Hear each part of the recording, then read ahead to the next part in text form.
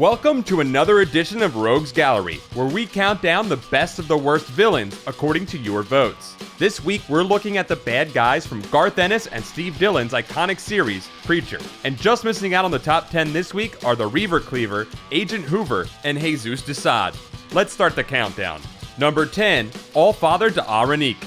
The Allfather was the head of the international organization known as the Grail, dedicated to protecting the bloodline of Jesus Christ. When all hell broke loose at the secret base known as Masada, the Allfather attempted to flee via chopper, but fell out of the side to his death, crushing the Messiah in the process. Number 9, Bob and Freddy, the Sexual Investigators.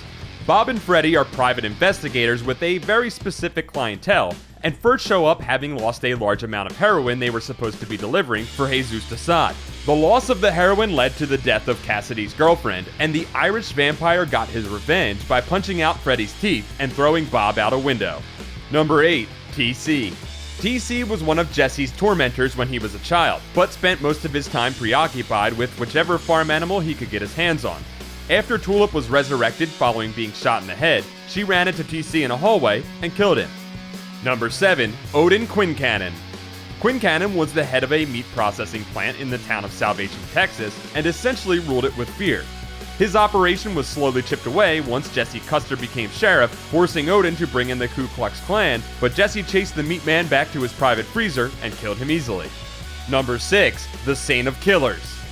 The Saint of Killers was once a Confederate soldier who returned home to find his family slaughtered, and his anger continued unabated even after death, eventually becoming the new Angel of Death and patron saint of murder and assassination.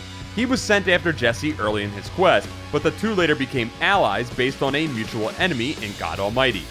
Number 5, Miss Marie Lanchelle. Miss Marie was Jesse's grandmother who tortured and abused him until he ran away as a young man.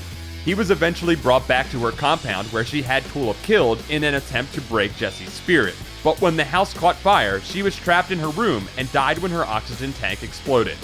Number 4, Jody. Jody was Jesse's primary tormentor as a child, and the man that taught him how to fight and not to cry. When Jesse broke free from Angelville, he had one final confrontation with Jody, overpowering him and eventually strangling him to death. Number 3, Cassidy. Proncius Cassidy was a scared Irish young soldier during the Easter Rising, whom after abandoning the fight with his brother, was bitten and seemingly killed by a vampire. Instead, Cassidy awoke and discovered he was now a vampire himself, and in order to avoid an awkward encounter with his family, he journeyed to America.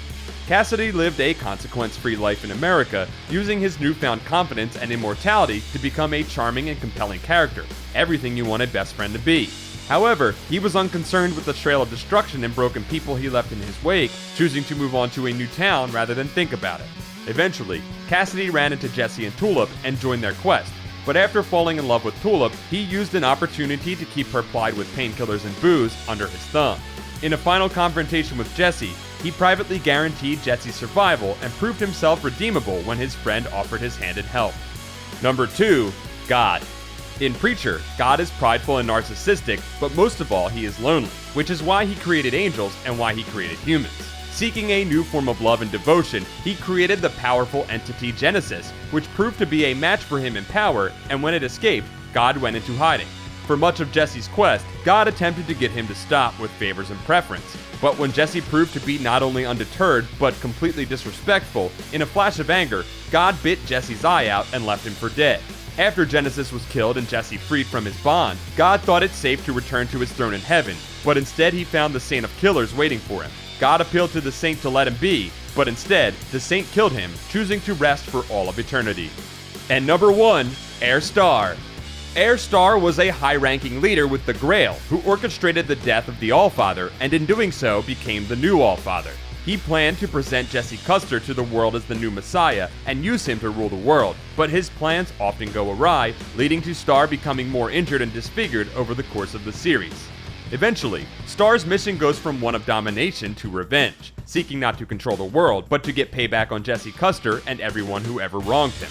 He even commandeered control of the US Army and authorized a nuclear strike on domestic soil to stop the Saint of Killers, but the blast proved insufficient. Having lost his leg, his eye, his genitalia, and having his head carved into a phallic shape, Star became incredibly unstable to the point that even his own followers doubted him.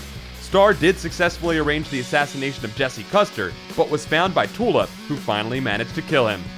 That's it for this week's Rogues Gallery. Be sure to keep your eyes on ComicsAlliance.com to have your say in the latest poll.